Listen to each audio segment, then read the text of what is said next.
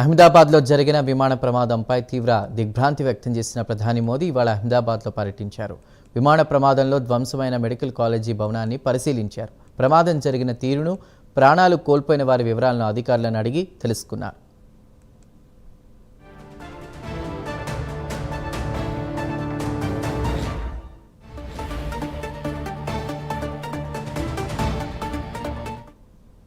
ఇక అక్కడి నుంచి నేరుగా సివిల్ ఆసుపత్రికి వెళ్లారు. ప్రమాదం నుంచి ప్రాణాలతో బయటపడిన ఏకైక ప్రయాణికుడు విశ్వాస్ కుమార్ను ప్రధాని పరామర్శించారు. గాయపడిన ఇతర మెడికల్తోనూ ప్రధాని మాట్లాడి వారికి ధైర్యం చెప్పారు. ఆయన వెంట గుజరాత్ సీఎం భూపేంద్ర పటేల్, కేంద్ర పౌర విమానయాన శాఖ మంత్రి రామ్మోహన్ నాయుడు తదితరులు ఉన్నారు.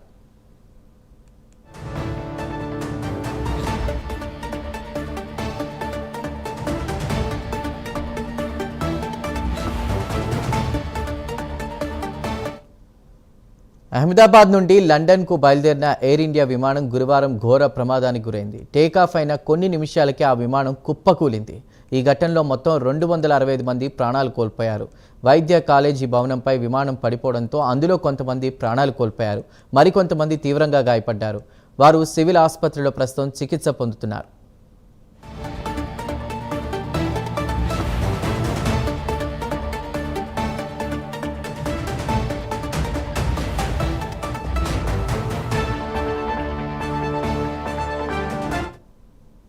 అహ్మదాబాద్లో జరిగిన విమాన ప్రమాదంపై తీవ్ర దిగ్భ్రాంతి వ్యక్తం చేసిన ప్రధాని మోదీ ఇవాళ అహ్మదాబాద్లో పర్యటించారు. విమాన ప్రమాదంలో ధ్వంసమైన మెడికల్ కాలేజీ భవనాన్ని పరిశీలించారు. ప్రమాదం జరిగిన తీరును, ప్రాణాలు కోల్పోయిన వారి వివరాలను అధికారులను అడిగి తెలుసుకున్నారు. ఇక అక్కడి నుంచి నేరుగా సివిల్ ఆసుపత్రికి వెళ్లారు. ప్రమాదం నుంచి ప్రాణాలతో బయటపడిన ఏకైక ప్రయాణికుడు విశ్వాస్ కుమార్ను ప్రధాని పరామర్శించారు. ఇక గాయపడిన ఇతర మెడికల్తో కూడా ప్రధాని మాట్లాడి వారికి ధైర్యం చెప్పారు. ఇక ఆయన వెంట గుజరాత్ సీఎం భూపేంద్ర పటేల్, కేంద్ర పౌర విమానయాన శాఖ మంత్రి రామ్మోహన్ నాయుడు తదితరులు ఉన్నారు.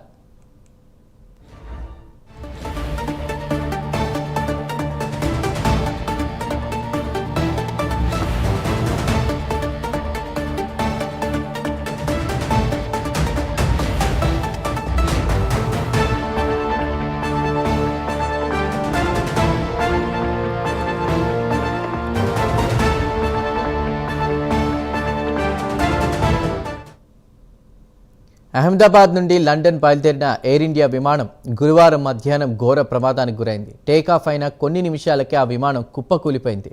ఈ ఘటనలో మొత్తం 265 మంది ప్రాణాలు కోల్పోయారు.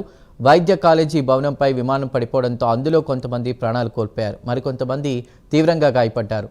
ఇక వారు సివిల్ ఆసుపత్రిలో ప్రస్తుతం చికిత్స పొందుతున్నారు.